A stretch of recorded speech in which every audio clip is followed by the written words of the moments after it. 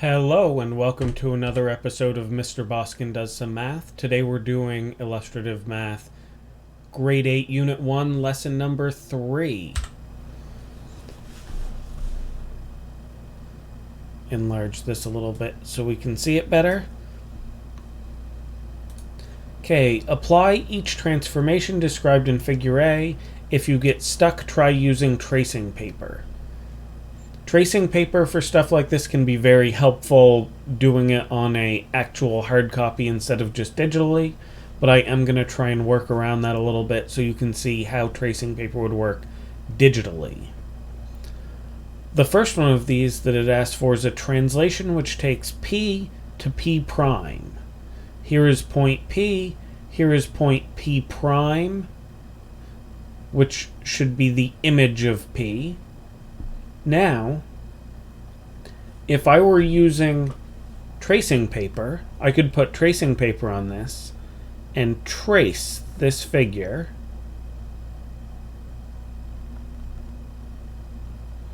Not the best tracing I've ever done, but... So now, I have this traced figure. A translation which takes P to P prime. P is this point here. And we want that point there to move to P prime. So that is what a translation from P to P prime should look like. A counterclockwise rotation of A, figure A,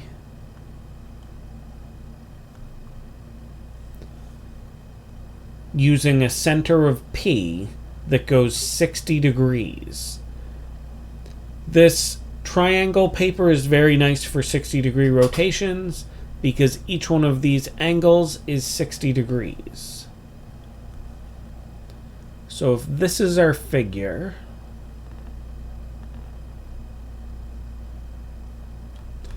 and we're using a center of rotation of point P, so that's the point we are supposed to rotate around.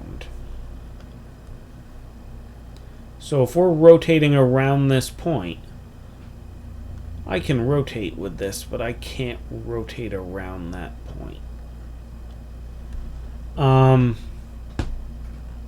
Clockwise, so we want to spin clockwise, which is this direction, the same direction as a clock, 60 degrees.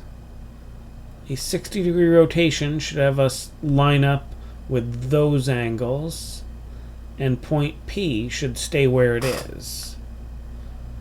So this is what your figure should look like following a 60-degree rotation around point P. So this figure here should be A prime after that rotation. Now, a reflection across line L. So if this is our line of reflection, the important thing to think about anytime we're doing a reflection is we have to go straight across the line of reflection, and we have to flip over it. And each point should be equidistant from the line of reflection. If you look at your reflection in the mirror, and a mirror is here, the reflection of you looks like it's the same distance beyond the mirror. So to do this with tracing paper, we would trace the figure and then trace part of the line, and then you pick up your tracing paper and flip it over and line up the line, and then your new figure will be somewhere on the opposite side of the line. Because I can't just grab this and flip it. The other thing we can do to think about how a reflection will work is we have to go perpendicular to the line of reflection. So point P is here. If we want to go perpendicular to the line of reflection, we have to go in this direction, because that's perpendicular. That's a 90-degree angle. We went one diagonal triangle that way, so we're going to go one diagonal triangle this way. This makes a line that goes straight across, perpendicular to the line of reflection, and the midpoint of the line, the middle of the line, is the line of reflection. So this will be our new point P. This point here has to do the same thing, which puts it here. These points that are a little further away get a little bit trickier to spot where the lines go.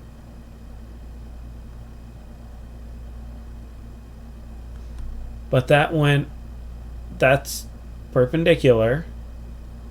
1, 2, 3 triangles.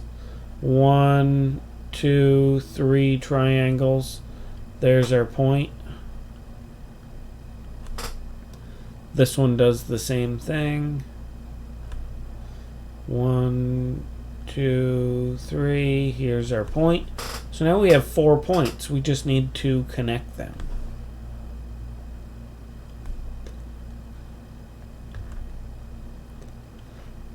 This is our reflection. Let me erase some of these extra lines so that you can see just what the reflection looks like.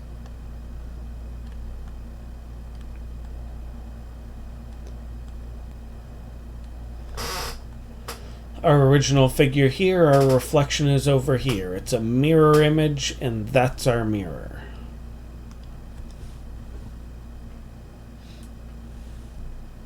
Okay, next question. Here's triangle ABC drawn on a grid. On the grid, draw a rotation of ABC, a translation of ABC, and a reflection of ABC. So this does not give you specific rotations, reflections, translations to do. You get to choose. Some people struggle a little bit with these free-for-all because you get to choose. But especially if you're using tracing paper, I can do better than that.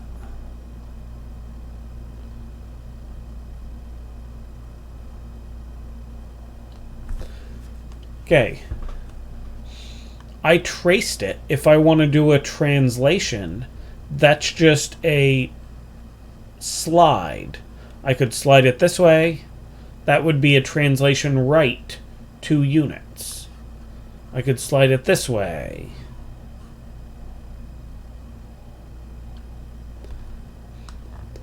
Any translation just has to look exactly the same but slid around. There are a lot of choices, an infinite number of ways you could translate this triangle. Any of them are acceptable.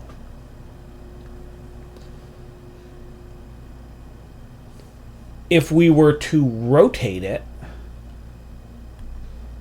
let's rotate it 90 degrees around point B. So my figure went from this way to this way. I rotated this figure 90 degrees clockwise around point B.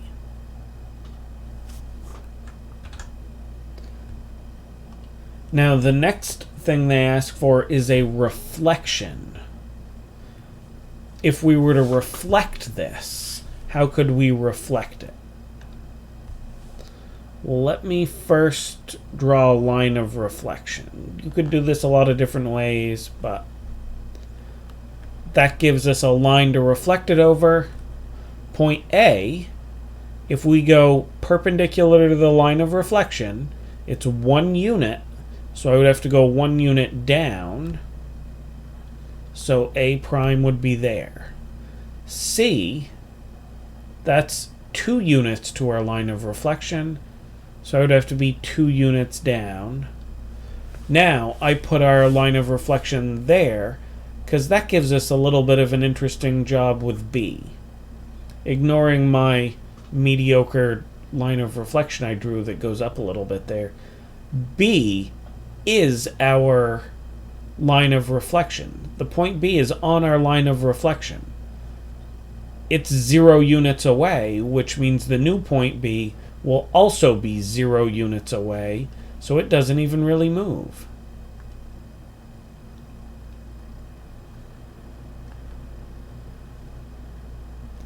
There. We did a translation, a rotation, and then we just did a reflection of that triangle. Okay, draw the translated image of ABCDE so that vertex C moves to C prime.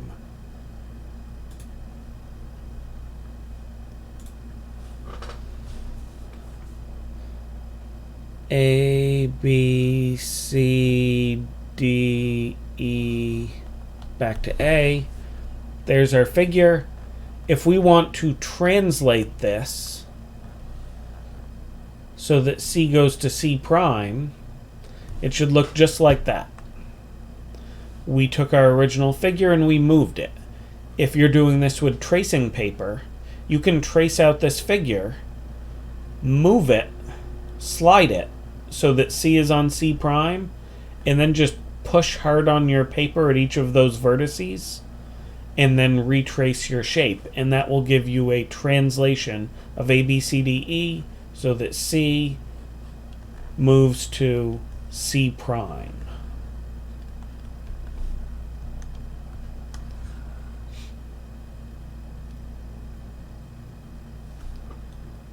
Okay, draw the reflected image of pentagon ABCDE with the reflection over L. Okay, L here, for some reason, didn't seem to copy very well. But L should be a vertical line right here. So if we're reflecting, if you're doing this with tracing paper, trace your figure, trace the line of reflection, and then flip over your tracing paper. If we're doing it without tracing paper, we just need to make sure we go perpendicular to the line of reflection the same distance.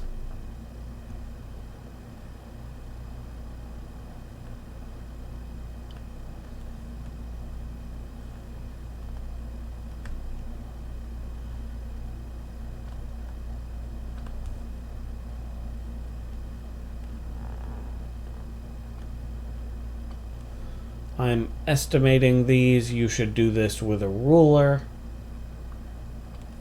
But that looks pretty good.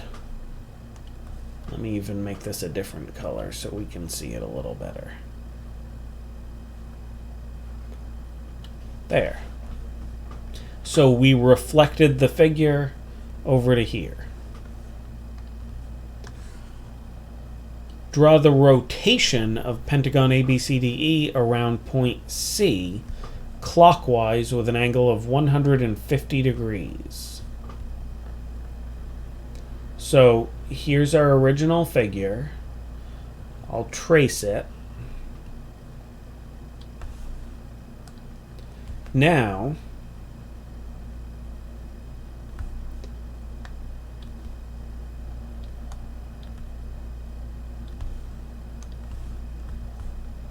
how do I rotate these?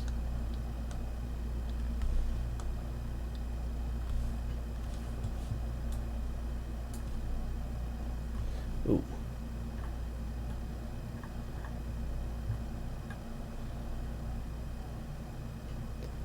So if this is 0 degrees, and we want to go clockwise, which is this direction,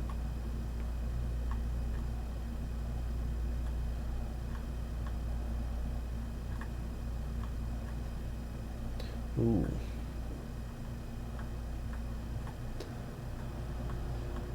$90.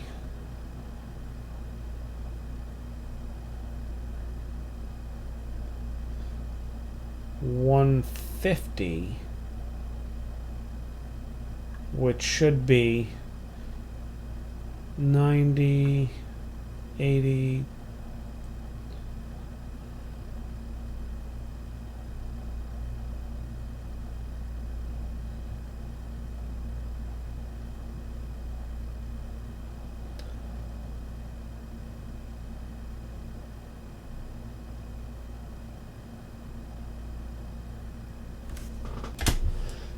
Okay, I just paused this and created a new line using that compass, which doesn't work super well on here, showing what it would look like to rotate this line 150 degrees clockwise. That puts this line where this green line is, which means if I'm going to rotate this figure,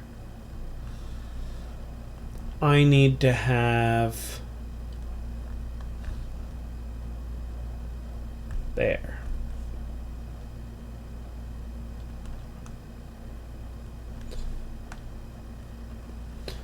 So rotating this figure 150 degrees clockwise, you need to find one line to use as a reference point,